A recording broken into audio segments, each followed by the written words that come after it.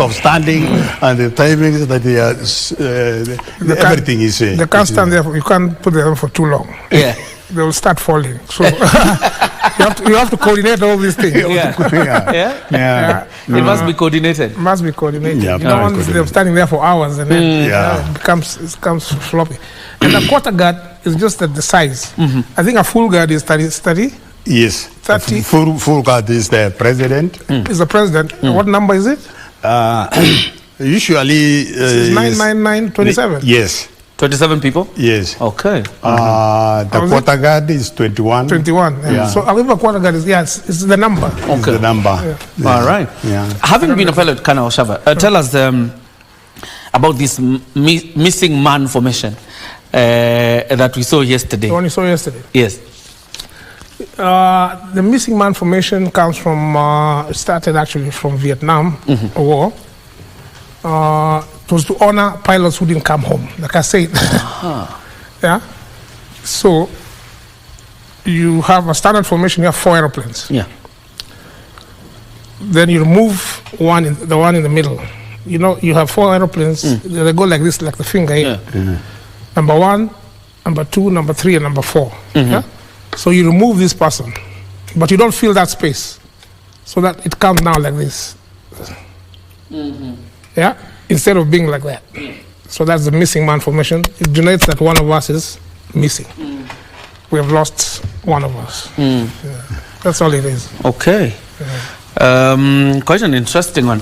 That is what we saw yesterday. Because one would have actually thought probably is the mistake.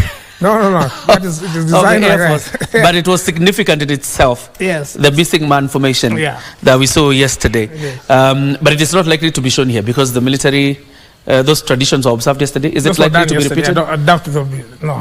Okay. No, it will not be there. All right. So it won't be repeated on this side. But the cracks of a military honors supposed to be given to a general really were given yesterday. So today much of it is interment. But even though it is interment, nothing departs from the discipline. It is going to be a military event all the way until the general is buried. And so mourners continue to flock. And I think a lot of members of the public have already made their way here. I think the seats that are unoccupied are actually VIP seats. Members of the public sat down a long time ago. And look at that. Yeah. Even laying a carpet needs matching. Yeah. Well, that's the military for you. And as I was remarking last time, General Francis Omondi Ogola, who died on Thursday in a helicopter crash in West Pokot. He was there on a tour of duty to see his men and, of course, inspect works being done by his men. By the way, the military is engaged in the reconstruction of schools that were destroyed by banditry. And the president revealed it's a conversation they had about the reconstruction of those schools. And therefore, the general was, going there to inspect how the works are going. And as you heard from the president, he did not ask for money for the reconstruction of the schools. He went to his budget and found money that would reconstruct the schools. That's not a typical public servant. You know what typical public servants do. Well, that's what makes the difference between. Yeah.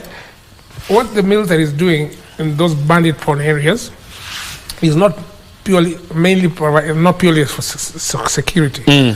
They're also looking at community services. Yeah. We need to settle those people. Yeah. So that they stop wandering around all over the place. And we need to give them facilities that will help them settle. Schools, hospitals, water, those kind of things. So that they become settler communities, which will then be easy to provide security once they have settled, instead of this roaming around. So the military is heavily engaged in that part of the program. A typical public servant, Kano Rioba, would tell the president probably need 700 million to reconstruct these classes. But General sees the urgency, doesn't ask for money, goes to his budget that is allocated to the Kenya Defence Forces and gets money to reconstruct classes. It speaks of high discipline and integrity in leadership. Yeah, it's true. Is what Asava said is that when you get out there are things that you see because you are on the ground. And General Gora was literally on the ground, seeing what is happening in the areas. He knows that what he's saying is that if you settle these people down, you give them a school, give them water, you give them health facilities, they will settle down. If they settle down, it's easier to administer them. Rather than people who are roaming from one point to another, you go tomorrow, you don't find them.